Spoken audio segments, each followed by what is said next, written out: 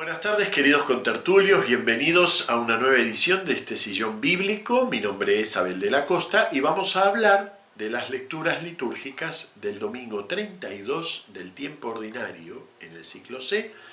Y ya estamos con la recta final del tiempo de este año litúrgico. Ya nos encaminamos de manera directa a la solemnidad de Cristo Rey, con la que concluye el año litúrgico. Y el tema de estos muy últimos domingos ya no es la salvación, ya no es las condiciones de vida en este mundo, sino que ya están enfocados netamente en estos tres últimos domingos a la vida eterna. Y de eso va a hablar hoy el Evangelio, por medio de un Evangelio que puede parecernos curioso en algunos puntos. Vamos a leerlo primero y luego vamos a hablar un poquito del contexto cultural de este Evangelio, algunos supuestos. Se acercaron algunos saduceos, los que dicen que no hay resurrección, y le preguntaron: Maestro, Moisés nos dejó escrito, si a uno se le muere su hermano, dejando mujer pero sin hijos, que tome la mujer como esposa y dé descendencia a su hermano. Pues bien, había 7 hermanos, el primero se casó y murió sin hijos, el segundo y el tercero se casaron con ella, y así los 7, y murieron todos sin dejar hijos. Por último también murió la mujer. Cuando llegue la resurrección, ¿de cuál de ellos será la mujer? Porque los 7 la tuvieron por mujer. Jesús les dijo: en este mundo los hombres se casan y las mujeres toman esposo, pero los que sean juzgados dignos de tomar parte en el mundo futuro y en la resurrección de entre los muertos, no se casarán, ni ellas serán dadas en matrimonio. Pues ya no pueden morir, ya que son como ángeles, y son hijos de Dios porque son hijos de la resurrección. Y que los muertos resucitan, lo indicó el mismo Moisés en el episodio de la zarza, cuando llama al Señor Dios de Abraham, Dios de Isaac, Dios de Jacob. No es Dios de muertos, sino de vivos, porque para Él todos están vivos. Bueno, muy bien. Pertenece a Lucas 20, 27 al 38, y ya no estamos en viaje a Jerusalén, ya estamos en Jerusalén. Con Zaqueo nosotros concluimos el viaje a Jerusalén. En realidad estamos salteando unas cuantas pericopas. Y ahora ya lo vemos ahí a Jesús en medio de las disputas religiosas habituales en la gran ciudad que es Jerusalén. Sobre todo para las fiestas, para la fiesta de Pascua, Jerusalén se llenaba de peregrinos. Se dice que multiplicaba por 10 su población normal cuando llegaba la fiesta de Pascua. Entonces, ¿qué ocurría en esos días? Bueno, pues que se vivía toda la riqueza de esa ciudad, ¿no? No solo su esplendor, sus edificios, su grandeza, la magnificencia de ese templo herodiano, sino que además se participaba de esta vida religiosa, las discusiones en plena explanada del templo acerca de cuestiones que importaban y mucho, sobre todo el destino eterno, ¿no? Es algo tan importante para el hombre. ¿Y quiénes discutían? Pues todos, porque la religión bíblica es una religión de palabra, ¿no? Es una religión que se intercambia por medio de palabras y discusiones. Y existía, en el judaísmo de la época, existían partidos religiosos, grandes grupos, ¿sí?, que sostenían ideas e interpretaciones a veces muy contrapuestas, pero todos se reconocían judíos. La religión bíblica, y cuando digo la religión bíblica quiero que específicamente pensemos que también la nuestra, la religión bíblica no es una religión monolítica. Una cosa es la unidad y otra cosa es la uniformidad. En la religión bíblica siempre existieron tensiones, partidos, grupos, estos que piensan esto y aquellos que piensan aquello. Había un sacerdote de mi país, de Argentina, que decía que en la fe cristiana nos pusimos de acuerdo sobre 14 puntos, ¿no?, el credo, para así poder discutir todo lo demás. Bueno, así es la Biblia, así es la fe bíblica. Entonces, en la vida judía había partidos, como nosotros hoy hablamos de cristianos más conservadores, más progresistas, etcétera, etcétera, pero todos son cristianos. Así también en la vida judía había partidos. Dentro de esos, que eran varios, los dos más importantes, los que afectaban, podríamos decir así, a la vida cotidiana en Jerusalén, eran el partido saduceo y el partido fariseo. El partido saduceo, que deriva su nombre de Sadoc, uno de los descendientes de Aarón, era el partido aristócrata, el partido vinculado al templo y al sacerdocio en su más alto grado. Era la familia, en un sentido amplio, el linaje aarónico que daba los sumos sacerdotes. Esos saduceos no se llevaban mal con Roma, eran más bien la clase alta y mientras Roma no se metiese en el templo no se metía con Roma. Y estaban muy apegados a una interpretación literalista de la Biblia. Literalista. No concebían grandes desarrollos doctrinarios. Podríamos decir, eran muy conservadores.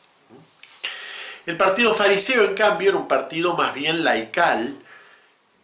Por supuesto, asistían al templo en lo necesario, pero no eran muy amigos de la aristocracia del templo. Era un partido más bien laical, buscaba una profundización de la ley, llevar la ley a la vida cotidiana, no eran nada conservadores.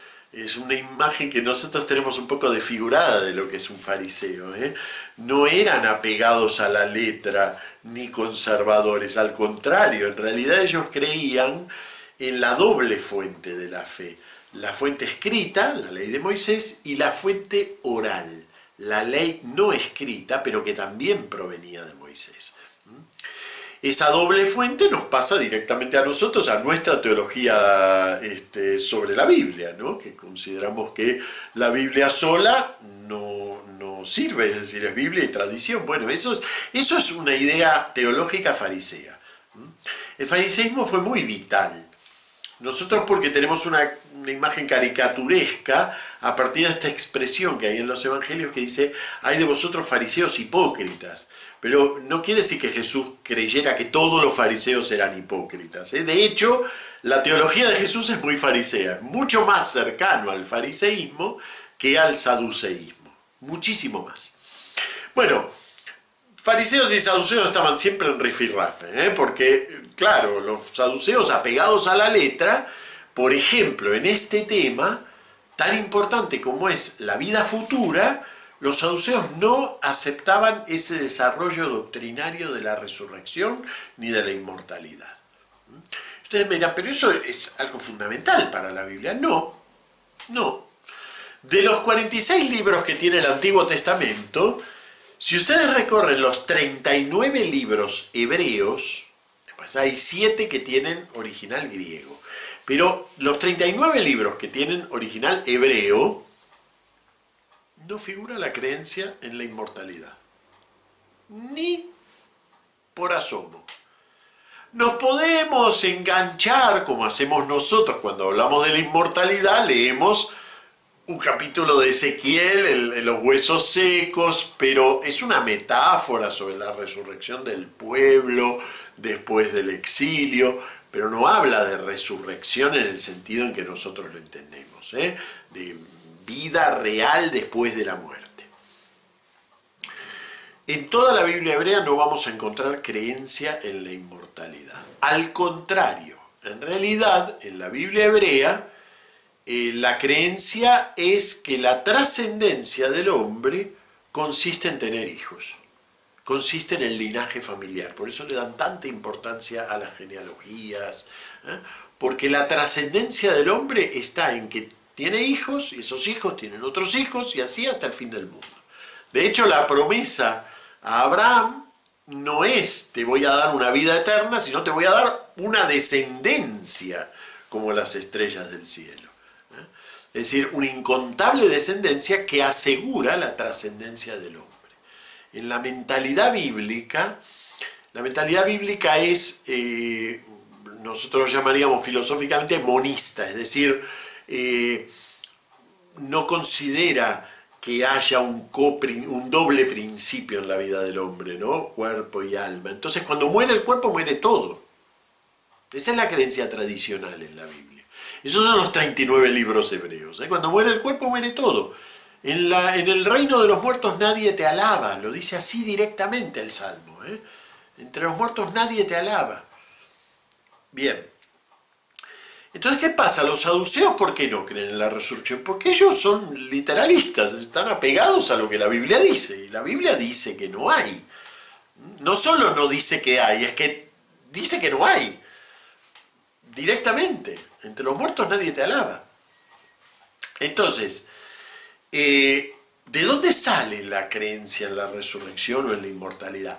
En realidad, cuando esa fe bíblica empieza a tomar contacto con el mundo helenístico, empieza a comprender mejor el sentido profundo que tenía la fe misma, que no es una cosa para este mundo, pero lo va comprendiendo de a poquito, hasta que una experiencia fundamental, que es la experiencia del martirio, nosotros lo leemos hoy precisamente en el libro segundo de los Macabeos. El libro segundo de los Macabeos es uno de esos libros de original griego, que no están en la Biblia hebrea, están en la Biblia traducida al griego, la que llamamos versión de los 70, que era la Biblia, el Antiguo Testamento común en época de Jesús. Incorporaba otros libros. Y entre ellos segundo Macabeos, que habla de resurrección de manera totalmente clara, habla de resurrección de los muertos, a partir de la experiencia del martirio. Es decir, no podía ser que Dios no premiara al creyente. Si no lo premió en esta vida, ustedes saben que el Antiguo Testamento más primitivo es muy simplón, ¿no? Al bueno le va bien y al malo le va mal. Pero ¿qué pasa cuando al bueno le va mal? Y sobre todo cuando le va muy mal, es decir, muere por la fe. Bueno, en algún momento tiene que irle bien. Y entonces va naciendo de a poquito la creencia en la resurrección, mezclada a veces con otra creencia que es más del mundo directamente helenístico, que es la creencia en la inmortalidad. Son dos cosas distintas, muy relacionadas pero distintas. Nosotros también la tenemos muy mezclada, la creencia en la resurrección con la creencia en la inmortalidad. En el credo creemos en la resurrección, pero en la vida práctica no creemos en la resurrección, creemos en la inmortalidad, que no es lo mismo. La inmortalidad es afirmar que hay un principio nuestro, dentro de nuestro ser, hay un principio inmortal, el alma inmortal.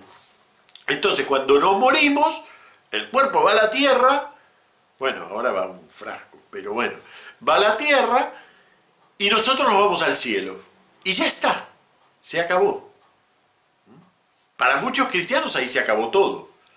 Ya está, pues la almita voló. Bueno, pues el credo dice que no. El credo dice que nuestra fe afirma la resurrección, es decir, que esa vida del hombre tiene que realizarse corporalmente de nuevo y en plenitud. De nuevo y en plenitud. Bueno, en la época de Jesús se discutía todo eso. La fe bíblica afirma la resurrección. No solo la inmortalidad. La inmortalidad sí, pero no solo. La inmortalidad es una idea, cuando está sola es una idea pagana. Es una idea que tiene que ver con la filosofía griega, no con la fe bíblica. Ahora, la fe bíblica descubre de a poquito que esa inmortalidad lleva a la resurrección. Y de eso debaten aquí. De eso es el debate de este evangelio. ¿Y qué caso les presentan los saduceos? Uno basado en una ley muy antigua, la ley llamada del levirato, muy pocas veces expresada en la Biblia. Hay 2 o 3 referencias, una en Deuteronomio, en donde se enuncia la ley, un ejemplo en Génesis 38, otro el libro de Ruth, que puede tener relación con el tema del levirato, aunque no queda del todo claro en el libro. ¿Qué era esto? Bueno, lo que dice el ejemplo de los saduceos. Claro, como la fe bíblica antigua no concebía la idea de una resurrección y de una inmortalidad, sino que el hombre es inmortal en los hijos, entonces si un hombre moría sin hijos, su hermano estaba obligado a casarse con su cuñada, por eso es levirato, levir en latín es cuñado, estaba obligado a casarse con la hermana, y el primer hijo que tuviera, varón, el primer hijo varón que tuviera no se consideraba hijo de él, sino del hermano muerto. Y entonces la Biblia lo dice con esta frase, para edificar la casa de tu hermano. Y entonces, bueno, después por supuesto si tenía más hijos ya eran propios, pero el primer hijo varón, en lugar de ser propio, iba a ser del hermano. Y entonces claro, los saduceos un poco burlonamente le presentan a Jesús este caso. ¿Por qué burlonamente? Porque ellos no creen en la resurrección. Entonces es un caso totalmente teórico, inventado, pero que contiene algo interesante, que es cómo creían popularmente la gente en la resurrección. Porque eso es lo que refleja. Ellos no creen en la resurrección, pero a través de este ejemplo reflejan lo que popularmente se creía de la resurrección, que era una especie de extensión de esta vida. Aquí yo tengo una casa que la tengo que pintar cada tanto. Bueno, voy a tener la misma casa, pero no la voy a tener que pintar. Un poco esas tonterías que a veces, nos aparecen en algunas sectas, no los consideran tonterías, los ponen en sus folletitos, ¿no? Que vamos a resucitar con 30 y pico de años y todos rubios y todos sin problemas en la dentadura, es decir, bueno, San Pablo le diría a todo eso, necios, muere un cuerpo carnal, resucita un cuerpo espiritual. No sabemos todavía lo que quiere decir un cuerpo espiritual después de 2000 años, pero es una necedad imaginar que la vida futura es una total continuidad con esta vida. La misma casa, la misma familia, la misma esposa, el mismo juego de platos, no. Hay un corte, y eso es lo que Jesús sienta aquí, sin dar muchos más elementos, pero sienta aquí algo importante. Va a decir, los que sean dignos de tomar parte en el mundo futuro y en la resurrección de entre los muertos, no se casarán, ya no pueden morir, ya que son como ángeles. Cuidado con esto, ahora vamos a hablar de eso, de son como ángeles. Pero ven, la idea es verdad que hay una resurrección, pero esa vida es una total novedad. Es corporal, por eso es resurrección, pero es una total novedad, no es una continuidad inmediata con esta. Es una total novedad. Es una vida, nosotros diríamos, trascendente. Por eso el cuerpo resucitado del Señor no es visible así a ojos de cualquiera. La resurrección del Señor, que es verdadera resurrección, sin embargo, pertenece a ese ámbito de la trascendencia, a ese ámbito de la nueva vida, de la vida que es la que Él nos ofrece, es la que nosotros recitamos en el credo. Por supuesto, cuando hablamos de todo eso estamos recurriendo a imágenes, ¿no? Porque desconocemos cómo va a ser todo eso. Cuando San Pablo dice es un cuerpo espiritual, prácticamente produce un oxímoron, ¿no? Porque ¿qué es un cuerpo espiritual? Es muy difícil de expresar. Jesús también, y fíjense, Jesús siendo Dios podría haber encontrado una expresión un poco más justa, también encuentra una expresión difícil, se serán como ángeles. Y eso a lo largo de la tradición cristiana fue generando una cierta forma de espiritualismo barato en relación a la vida futura, ¿no? Como si el cuerpo no importara. No, son como ángeles, quiere decir, están dotados de una vida que es eterna, están en la compañía ya eterna de Dios, pertenecen ya por completo al ámbito de Dios, pero la vida del hombre está llamada a la corporeidad. Para eso Dios nos creó corpóreos. El cuerpo no es un envoltorio, no es una nada, no es una cosa para tirar. No es la realización de nuestro ser. Nosotros somos seres de mediaciones y lo seremos siempre, porque eso es nuestro ser. Eso es ser humano. Eso es lo que quiso Dios cuando creó humanos, ¿no? Entonces, la mediación corpórea, aunque no podamos imaginar cómo, desde luego que no podemos imaginar cómo, pero forma parte de esa eternidad del hombre, ¿no? Me gusta muchísimo esta expresión de Jesús que dice, son hijos de la resurrección. Son hijos de Dios porque son hijos de la resurrección. Miren qué maravilla de expresión, ¿no? Cuando nosotros decimos, sí, somos hijos de Dios por el bautismo, como si nos sacáramos un carné, ¿no?, de un club. En realidad somos hijos de Dios por el bautismo, porque en el bautismo nos sumergimos en la resurrección, en la muerte y resurrección de Cristo, ¿no?, como nos va a decir San Pablo una y otra vez. Entonces, somos hijos de Dios en un sentido muy profundo, en el sentido en que el cristiano, desde ahora, aunque no sepa exactamente cómo, porque no sabemos cómo va a ser, aunque no sepamos cómo, ya estamos viviendo en la dinámica de esa trascendencia. Ya estamos encaminados hacia esa trascendencia, ¿no? El lenguaje de la resurrección es muy curioso. Claro, para nosotros es fácil, decimos resucitar, pero esa palabra es cristiana.